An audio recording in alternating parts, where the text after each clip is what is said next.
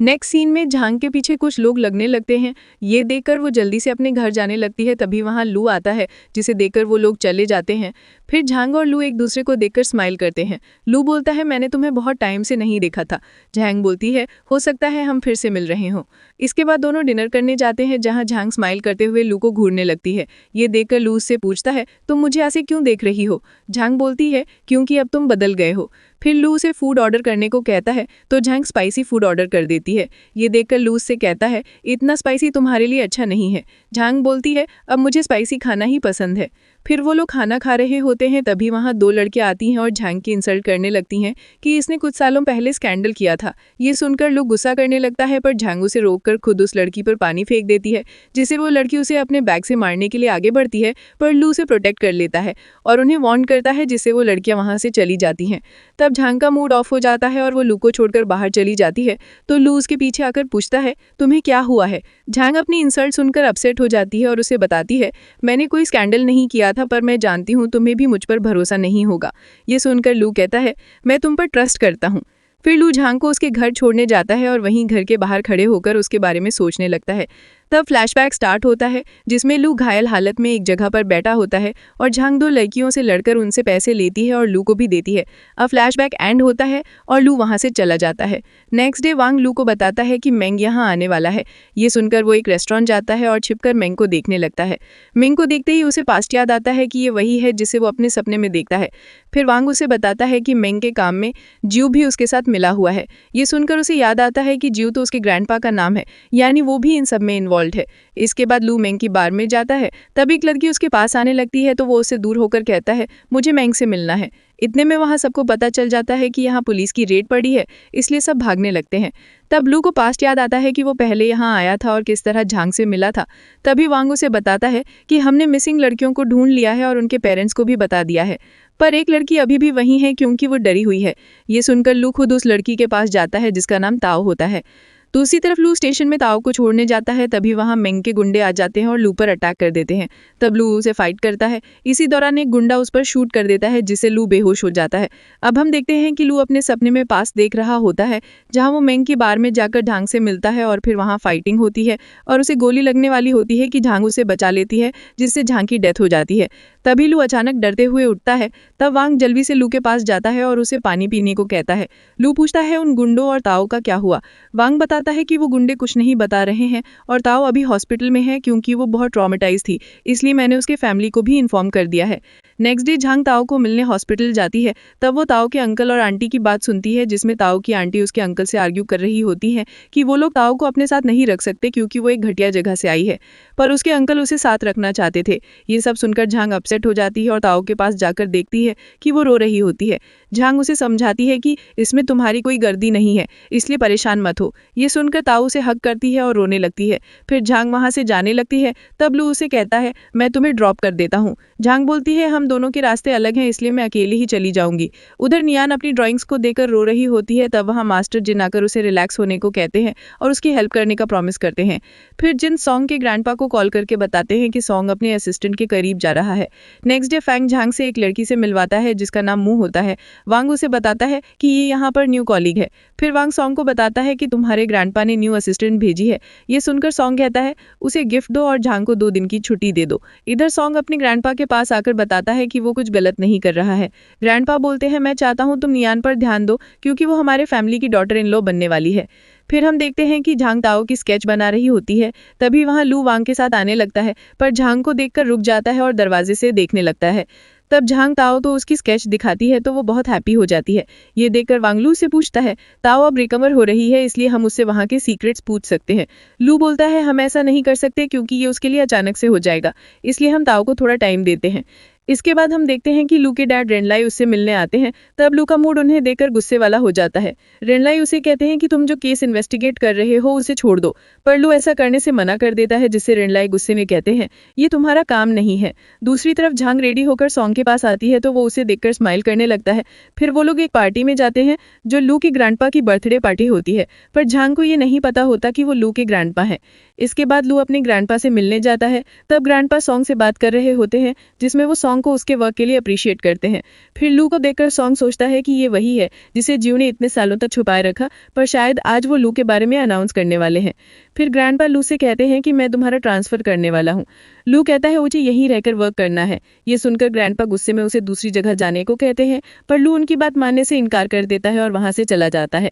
जिसके बाद झांग लोगों की गॉसिप सुनती है, जिसमें सभी लू के बारे में बात कर रहे होते हैं कि वो जियो के फैमिली का इलिजिटिमेट चाइल्ड है। इतने में झांग की नजर लू पर जाती है और वो समझ जाती है कि जियो लू के ग्रैंडपा है। तभी जैंग लू से चिपकने लगती है।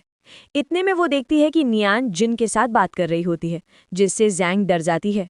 तब फ्लैशबैक शुरू होता है जिसमें कुछ लोग जैंग के साथ जबरदस्ती कर रहे होते हैं और उस पर एक्सपेरिमेंट वगैरह करते हैं। वहीं जिन खड़े होकर ये सब देखता है और हंसने लगता है। फ्लैशबैक खत्म होते ही जैंग वहां से जाने लगती है। तभी वो लू से टकरा जाती और बेहोश हो जाती है।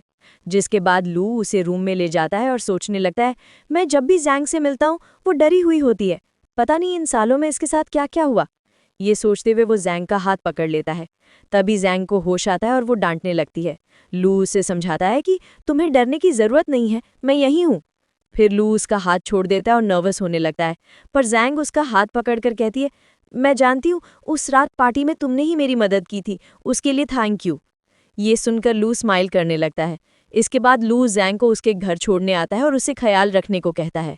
तब जैंग उसे देखकर स्माइल करती है और बाय बोलकर जाने को कहती है। अगले दिन सॉन्ग जैंग से पूछता है, लास्ट नाइट तुम पार्टी से क्यों चली गई थी? जैंग रूड होकर बोलती है, अब तुम्हारी नई असिस्टेंट आ गई है, इसलिए मुझे नहीं लगता तुम्हें मेरी जरूरत है। ये बोलकर जैंग उसे कॉफी देकर चली जाती है। तब सॉन्ग समझ जाता है कि जैंग को असिस्टेंट वाली बात बुरी लगी है। तभी नियान सॉन्ग की कंपनी में आती है और उसकी नई असिस्टेंट मुंह से मिलती है। तब नियान मुंह की परफ्यूम स्मेल करके बताती है कि सॉन्ग को डीप परफ्यूम पसंद नहीं। इसके बाद वो सॉन्ग के पास जाकर उसे डिनर पर चलने को कहती है। सॉन्ग बोलता है, मैं बिजी हूँ इसलिए किसी और दिन जाऊंगा। तभी नियान को एहसास होता है कि सॉन्ग के पास से मुंह जैसी परफ्यूम की खुशबू आ रही है। इस बात से वो हर्ट हो जाती है। फिर सॉन्ग कार में मुंह के साथ बैठा होता है। तब मुंह कहती है, मैं तुम्हारे साथ ड्रिंक कर सकती हूँ। सॉन्ग बोलता है, लेडीज को ज्यादा ड्रिंक नहीं करना चाहिए। ये कहते हुए वो उसके करीब आने लगता है, जिससे मुंह ब्लश करती है। तभी सॉन्ग देखता है कि एक आदमी छिपकर उनकी फोटो खींच रहा होता है, तो सॉन्ग मुंह के और करीब आ जाता है ताकि वो आदमी वहां से चला जाए। फिर सॉन्ग मुंह को वहीं उतरने को बोलता है। उसके बाद नियान जिन को बताती है कि सॉन्ग अब अपनी नई असिस्टेंट को डेट कर रहा है। ये बोलते हुए नियान बहुत रोने लगती है, जिससे जिन गुस्सा हो जाता है और उसे रिलैक्स करने की कोशिश करता है। अगले दिन न्यूज़ के जरिए सबको पता चलता है कि नियान ने सॉन्ग की नई असिस्टेंट बू का मर्डर कर दिया है। इस बात से सॉन्ग के ग्रैंडपा परेशान हो जाते हैं। दूसरी तरफ नियान की मॉम उसे समझाती है कि हमने हमेशा तुम्हारी गलतियों पर पर्दा डाला, पर अब और नहीं, तुम्हें यहाँ से जाना होगा। ये सुनकर नियान बोलती है, पर मेरी और सॉन्ग की रिलेशनशिप का क्या होगा? मॉम बोलती है, तुम्हें अब भी लगता है कि सॉन्ग तुमसे शादी करेगा ये सब होने के बाद? इस बात से नियान बहुत हर्ट हो जाती है और रोने लगती है। इधर जैंग लोगों की गॉसिप सुन लेती है कि नियान ने मुंह का मर्डर कर दिया है। ये सुनकर वो समझ जाती है कि अब उसे सॉन्ग की कंपनी से हटना होगा। उधर पाई अपने फ्रेंड्स के साथ ड्रिंक कर रहा होता है। तब उसके फ्रेंड्स यी और रुई आपस में बात करते हैं कि नियान ने इस बार हद पार कर दी है, क्योंकि उसकी फैमिली हमेशा उसे सपोर्ट करती थी और बचाती थी, पर इस बार उसने हद पार कर दी है। ये सब सुनकर पाई वहां से चला जाता है। फिर वो नियान से मिलता है, जो अकेले बैठी रो रही होती है। पाई उसके पास जाकर उसे अपनी जैकेट देता है, पर नियान उसे देखकर कहती है, मुझे तुम्हारी सिंपैथी की जरूरत नहीं है। फिर भी पाई उसे जैकेट पहनाकर कहता है, मुझे नहीं पता था कि तुम इस हद तक गिर जाओगी। ये बोलकर पाई वहां से चला जाता है। इससे नियान सोचती है, पाई ने कभी मुझसे इस तरह बात नहीं की थी, पर इस बार उसने भी मुझे छोड़ दिया। ये सोचते हुए वो रोने लगती है। अगले दिन फेंग सॉन्ग को एक रिंग देते हुए बताता है कि ये न्यू कलेक्शन है और बताता है कि जैंग ने रेजिग्नेशन दिया है। ये सुनकर सॉन्ग अपसेट हो जाता है। फिर सॉन्ग जैंग से मिलकर कहता है, मैंने तुम्हारी रेजिग्नेशन को एक्सेप्ट कर लिया है। ये सुनकर जैंग उसे थैंक यू बोलती है। तब दोनों एक दूसरे को देखते हुए इमोशनल हो जाते हैं। फिर सॉन्ग उसे रिंग देते हुए कहता है, ये तुम्हारा फेयरवेल गिफ्ट है। इतने में वहां पाई आता है और जैंग को अपने साथ जाने को कहता है, तो जैंग बिना गिफ्ट लिए जाने लगती है। सॉन्ग उसका हाथ पकड़कर रोकने की कोशिश करता है, पर जैंग अपना हाथ छुड़ाकर चली जाती है, जिससे सॉन्ग अपसेट हो जाता है। फिर पाई जैंग को डिनर के बाद अपने कंधे पर ले जाने लगता है, क्योंकि जैंग ड्रंक होती है। तब वो उसे समझाता है कि तुम्हें अपने लिए एक सेंसिबल और अच्छा पार्टनर ढूंढना चाहिए। जैंग बोलती है, मुझे इतना अच्छा लड़का कहाँ मिलेगा? इसके बाद हम देखते हैं कि पाई अपने साथ गुंडे लेकर जाता है और कार में बैठे आदमी का मर्डर कर देता है क्योंकि वो सोचता है कि वो आदमी उसके डैड हैं। पाई ये अपना बदला लेने के लिए करता है जो उसके डैड ने उसके साथ गलत करके किया था, पर असल में उस कार में उसके डैड होते ही नहीं हैं। तभी पाई वहां से जाने लगता है और एक आदमी जो मास्क लगाए होता है वो पाई पर गोली चला देता है।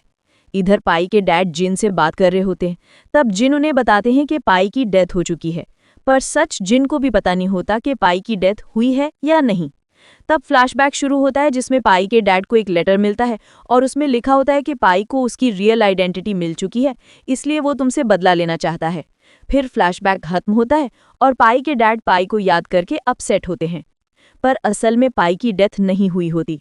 नेक्स्ट सीन में वैंग लू को बताता है कि इस महीने फिर से लड़कियां मिसिंग हुई हैं और पाई के डैड की डेथ हो गई है। तो लू कहता है मेंग भी हमारे हाथ से बच निकला और ये पाई के डैड भी, इसलिए हमें उन मिसिंग लड़कियों को अलग लोकेशन पर इन्वेस्टिगेट करना होगा। तो वैंग उसे एक और बात बताता है कि पाई की भी डेथ हो गई है। ये सुनकर लू शॉक्ड हो जाता है और कहता है उसके साथ क्या हुआ। वैंग बताता है कि उसे किसी ने शूट कर दिया, पर पता नहीं वो कौन था। असल में सबको यही लगता है कि पाई और उसके डैड की डेथ हो चुकी है, पर असल में ऐसा नहीं है क्योंकि पाई के डैड खुद को छुपाए हुए हैं। दूसरी तरफ वैंग जैंग को छोड़ने स्टेशन आता है, तब जैंग देखती है कि उसके पास गलत टिकट है, तो वो फेंग से पूछती है क्या मेरे साथ मजाक हो रहा है। तब फेंग उसे बताता है कि ये सब सॉन्ग के ग्रैंडपा ने करने को कहा है, वो चाहते हैं कि मैं तुम्हें किडनैप कर लूं, पर इसमें सॉन्ग का कोई हाथ नहीं है क्योंकि वो ये सब नहीं जानता। ये सुनकर जैंग वहां से जाने लगती है। फेंग कहता है तुम्हारे भागने का कोई फायदा नहीं है। उधर सॉन्ग अपने ग्रैंडपा से मिलने जाता है, तब ग्रैंडपा उसे कहते हैं तुम अपना वर्क अच्छे से कर रहे हो, पर उस जैंग के पीछे जाना बंद करो। सॉन्ग कहता है आपको उस बात की फिक्र करने की जरूरत नहीं है। तब ग्रैंडपा उसे बताते हैं कि अब वो तुम्हें नहीं मिलेगी। ये सुनकर सॉन्ग जल्दी से जाने लगता है, तब वहां गार्ड्स आकर उसे रोकते हैं। ग्रैंडपा उससे कहते हैं तुम उस लड़की के पीछे पागल हो गए हो, मुझे तुम्हारे बारे में सब पता है, और भूलो ना ये सब कुछ तुम्हें इस फैमिली से मिला है जिसके बिना तुम कुछ नहीं हो। फिर कहते हैं तुमने अपने भाई का भी मर्डर किया था। ये सुनकर सॉन्ग कहता है आपको ये भी पता होगा कि ब्रदर जी ने मुझे बहुत बार मारने की कोशिश की ताकि वो नियान से शादी कर सके, फिर भी आपने ये सब होने दिया क्योंकि आप यही चाहते थे कि ये फैमिली एक दूसरे की दुश्मन बन जाए। ग्रैंडपा बोलते हैं मेरे पास और कोई रास्ता नहीं था, अगर मैं ऐसा नहीं करता तो मुझे कोई एक लीडर नहीं मिलता। ये सुनकर वो उनकी इंसल्ट करता है। तभी वहां उसका ब्रदर जी आता है। उसे देखकर सॉन्ग पूछता है ये कौन है। ग्रैंडपा उसे बताते हैं ये जी है, इसकी एजुकेशन और कैपेबिलिटी तुमसे ज्यादा है और इसे सिर्फ एक टाइटल की जरूरत है। ये सुनकर सॉन्ग कहता है वैसे भी अब ये फैमिली बर्बाद हो चुकी है। ये बोलकर वो जाने लगता है, तभी गार्ड्स उस पर अटैक करते हैं, जिससे सॉन्ग फाइट करता है, पर एक गार्ड उसके सिर पर मार देता है, जिससे वो वीक पड़ जाता है। तब सारे गार्ड्स मिलकर उसका पैर तोड़ देते हैं और उसे बहुत पीटते हैं। नेक्स्ट डे वैंग सॉन्ग से मिलने आता है, तब वो उससे कहता है मैंने ये सब तुम्हारे ग्रैंडपा के कहने पर किया है क्योंकि वो तुम्हारी भलाई चाहते हैं। ये सुनकर सॉन्ग स्माइल करता है और कहता है उन्होंने मेरा पैर तोड़ दिया, मुझे अपने गार्ड से पिटवाया, क्या सच में ये सब मेरी भलाई है। फिर वो गुस्से से फेंग से कहता है तुम्हें मेरे पास आने की जरूरत नहीं है, चले जाओ यहाँ से। अब हम देखते हैं कि लू को ट्रांसफर लेटर देखकर गुस्सा आ जाता है। फिर वो चीफ के पास जाता है और उन्हें बताता है कि मुझे यहाँ से नहीं जाना है। चीफ बोलते हैं ये ऑर्डर हायर कॉप्स की तरफ से आया है और ये एक रूल है कि 5 साल काम करने के बाद कॉप्स को ट्रांसफर लेना होता है। ये सुनकर लू कहता है ठीक है, पर मैं इस केस को इन्वेस्टिगेट करने के बाद ही यहाँ से जाऊँगा। इधर जिन को कॉल आता है कि ताऊ जल्द ही हॉस्पिटल से डिस्चार्ज लेने वाली है, जिसके बाद वो हमारा सीक्रेट रिवील कर देगी। ये सुनकर जिन हॉस्पिटल जाता है और ताऊ का मर्डर कर देता है। अगले दिन जैंग ताऊ से मिलने हॉस्पिटल आती है, तब वो ताऊ की डेड बॉडी देखकर बहुत शॉक्ड हो जाती है और बहुत रोने लगती है। तब लू उसे हग कर लेता है और सोचता है कि मैं ये सब जल्दी खत्म करने वाला हूँ। इसी दौरान जैंग रोते हुए बेहोश हो जाती है, तो लू उसे उसके घर ले जाता है। फिर जैंग ताऊ को याद करके अपसेट बैठी होती है, तभी लू उसके पास ताऊ की बनाई स्केचेस लेकर आता है और उसे कहता है शायद ये सब ताऊ ने तुम्हें दिखाने के लिए बनाए थे। तभी जैंग की नजर एक जेल जैसी बनी स्केच पर जाती है, जिसे देखकर वो अपने पास्ट को याद करती है और बहुत डरने लगती है। तो लू से कहता है तुम्हें डरने की जरूरत नहीं है, मैं तुम्हारे साथ हूँ। फिर जैंग उसे बताती है कि स्केच वाली जगह बेजू है, मैं जानती हूँ। ये सुनकर लू समझ जाता है कि जैंग जरूर इसके बारे में जानती है। इसके बाद लू वोंग से बेजू सर्च वारंट के बारे में पूछता है। वोंग बताता है कि चीफ ने वारंट देने से मना कर दिया है। ये सुनकर लू गुस्से में चीफ के पास जाता है और उनसे कहता है आपको जो करना है कीजिए, पर मैं उस जगह पर जाऊंगा और इन्वेस्टिगेट भी करूंगा। फिर लू ताऊ की डेथ, बेजू और बाकी सारी चीजें कनेक्ट करने लगता है और अपनी फाइलें वगैरह ढूंढता है, पर वो उसे नहीं मिलती। तो वो वोंग को बुलाकर पूछता है मेरी चीजें कहाँ गई। वोंग बताता है कि ये चीफ का ऑर्डर है कि जब तक तुम्हारा ट्रांसफर ना हो जाए तुम इस केस पर वर्क नहीं कर सकते। ये सुनकर लू सीधा अपने डीडी रेनलाई के पास जाता है और उनसे कहता है आप मेरे रास्ते में मत आइए क्योंकि मुझे इस केस को इन्वेस्टिगेट करना है। रेनलाई उसे समझाते हैं कि इस केस से तुम्हारी लाइफ डेंजर में जा सकती है, इसीलिए तुम्हें इस पर वर्क नहीं करना चाहिए। पर लू उनसे सुने बिना गुस्से में चला जाता है। दूसरी तरफ हम देखते हैं कि पाई के डैड हॉस्पिटल में होते हैं। तब वहां पाई उनसे मिलने जाता है। पाई को देखकर उसके डैड शॉक्ड हो जाते हैं कि वो जिंदा कैसे बच गया। ये देखकर पाई कहता है डरिए मत, मैं कोई भूत नहीं हूं क्योंकि मैं उस दिन बच गया था। तब डैड कहते हैं इसका मतलब तुमने ही अपने भाइयों को मारा है।